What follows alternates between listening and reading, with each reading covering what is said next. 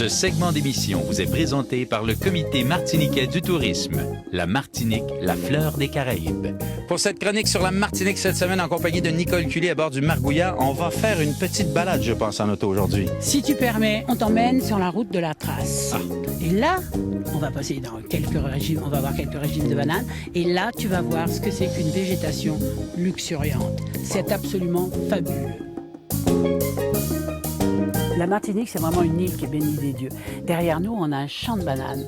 Il y a plein de gens qui se disent pourquoi il y a des sacs bleus. Ouais. C'est vrai que ça fait un peu sac à poubelle, Ouais. mais c'est pas des sacs à poubelle. Ces sacs-là, c'est uniquement pour préserver les bananes parce que tu as vu, elles sont vertes Ouais. et pour éviter que les petites bébés viennent les manger.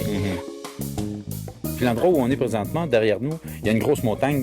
Comment elle s'appelle cette montagne? Alors écoute, ça c'est... Alors, je te disais que l'île était bénie des dieux. Il y a eu un moment où elle n'a pas été vraiment bénie des dieux. Derrière, c'est la montagne Pelée.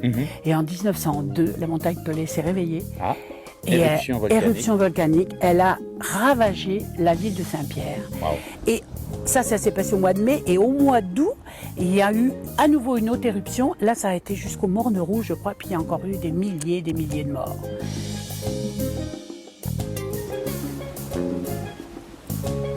Nicole, on est en bordure de la route de la Trace avec derrière nous cette magnifique cascade. Parle-moi donc un petit peu de cette route de la Trace. Elle a une belle histoire.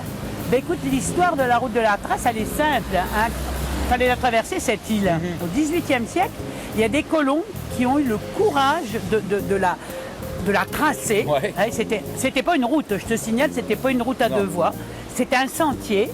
Et d'ailleurs, par endroits, on peut le récupérer parce qu'ils n'ont pas pu faire la route aux endroits où les colons avaient fait le sentier, pour te dire comment c'était. Et maintenant, elle est devenue nationale 3. Un peu moins exotique comme nom. Oui, mais c'est vrai que cette route de la Trace, c'est quand même absolument fabuleux. Il faut vraiment y venir pour voir un peu ce qu'était la Martinique quand il n'y avait pas beaucoup de civilisation. C'est fou. À ses tout débuts, effectivement.